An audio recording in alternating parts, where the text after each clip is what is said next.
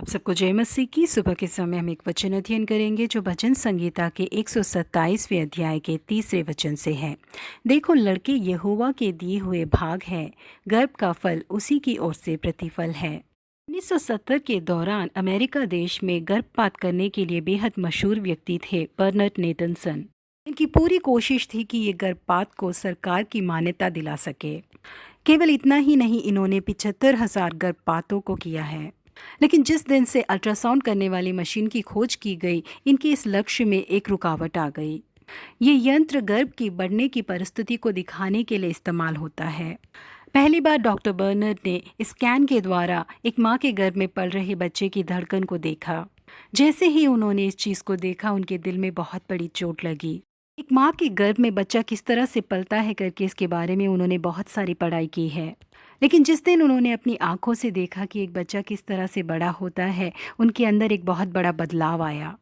New England journal नाम की पत्रिका में उन्होंने कहा है कि गर्भपात के द्वारा हम एक बच्चे की जान ले लेते हैं।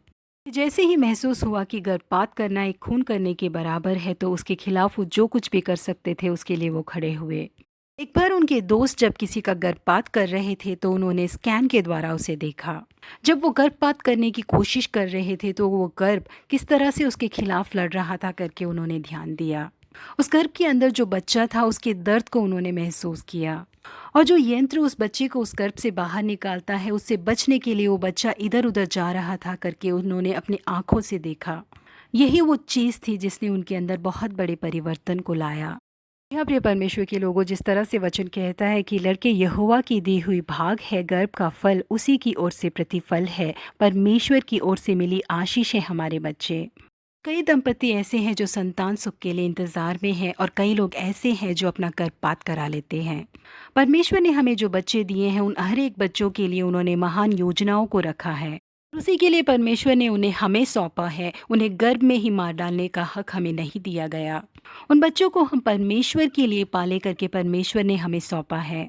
जब मूसा का जन्म हुआ था, उस बच्चे के लिए काफी खतरे मौजूद थे। राजा के आदेश के अनुसार इजरायली लोगों को पैदा हुए सारे नर बच्चों को या तो उन्हें मार डालना है या तो नदी में फेंक देना है। लेकिन मूसा की माँ का हृदय इस चीज के लिए बिल्कुल भी तैयार नहीं हुआ, क्योंकि वो बच्चा बेहद खूबसूरत था। इस वजह से उन्होंने उसे छुपा कर रख दिया। लेकिन 3 महीने के बाद वो उन्हें छुपा ना पाई। इस वजह से उन्होंने एक टोकरी बनाई जिसके अंदर पानी न जा सके, और उसके अंदर मूसा को रखकर बहुत ही सुरक्षित तरीके से लाकर नाइल नदी में बहाया। क्योंकि परमेश्वर ने मूसा के लिए बहुत बड़ी योजना को रखा था, इस वजह से उसकी सुरक्षा की और फारोन राजा की राजभवन में पलने के लिए उन्हें मदद की।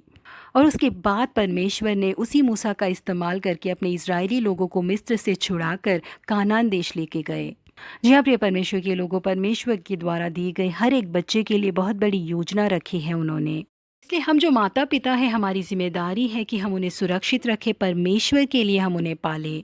इसलिए परमेश्वर हमें जो बच्चे देते हैं, उनका निरादर किए बिना, उनका गर्भपात किए बिना हम उन्हें सुरक्षित रखकर परमेश्वर के लिए पालेंगे, तो परमेश्वर उसका प्रतिफल हमें निश्चय ही देंगे। प्रभु आप सबों को आशीषित करे। Have a blessed day.